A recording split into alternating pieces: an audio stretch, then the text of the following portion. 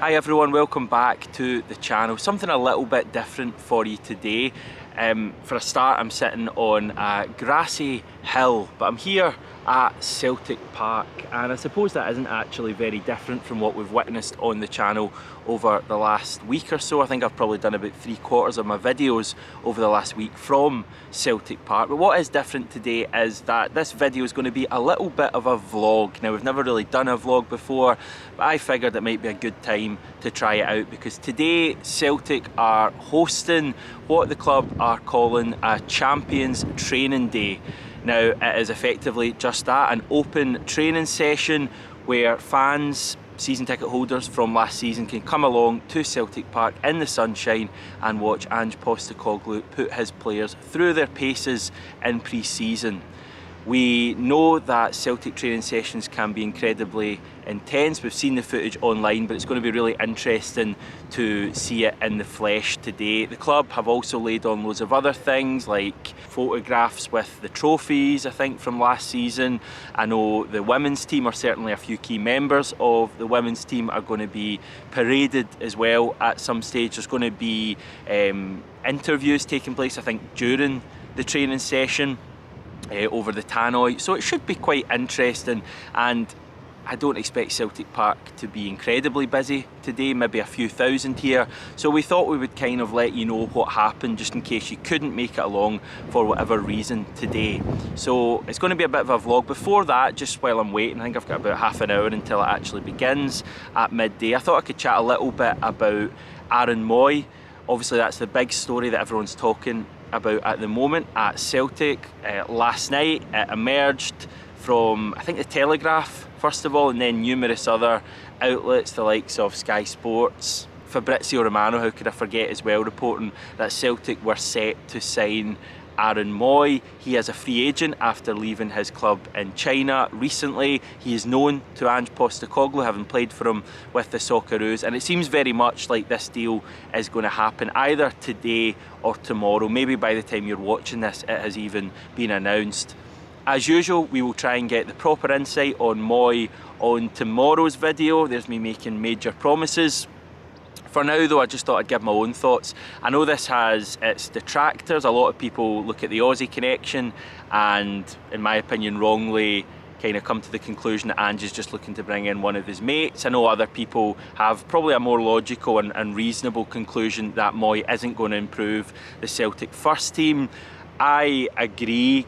I know he can play further forward, but I think mainly as a number 6 that Mooy is, he isn't going to be at the level of Callum McGregor, who really is though. But I think he is, let's face it, better than James McCarthy, and probably better than Gucci as well. So I think as much as he doesn't improve the first team straight away, that doesn't mean to say he can't be a very useful signing for Celtic. I have spoken to many contacts in Australia over the last 12 hours or so, and in general people who know Aaron Mooy are saying that he could be a very good signing for Celtic. He seems to be a guy who can play that key forward pass, maybe that guy that we're lacking, who can link the midfield to the likes of Kyogo, Jota, Abada, Maida over the top. Even on Saturday I commented after the game, a lot of runs been made by Kyogo, the ball not necessarily coming. It seems like Mooy may be able to provide that.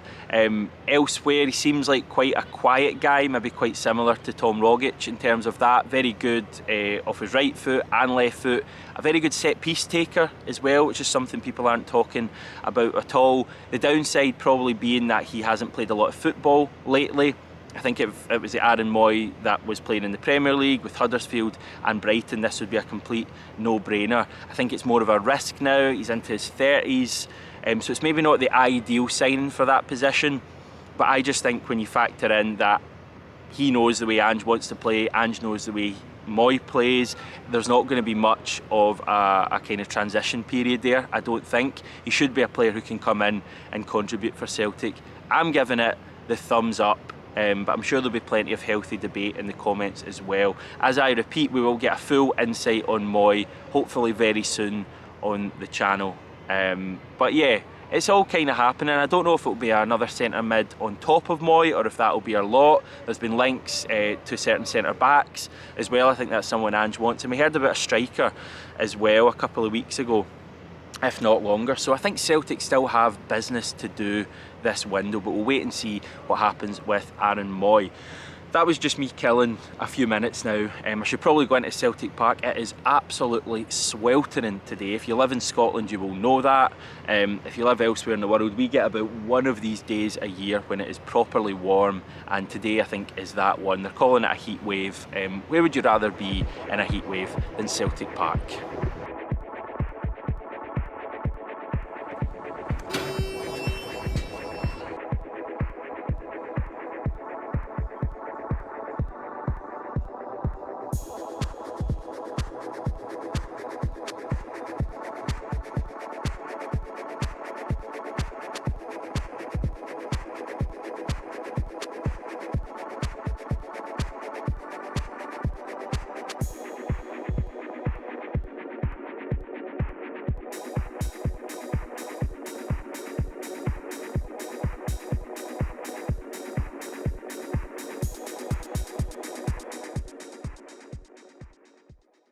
That was a proper training session. The team started with some running, maybe 10-15 minutes of running, split into 3 groups.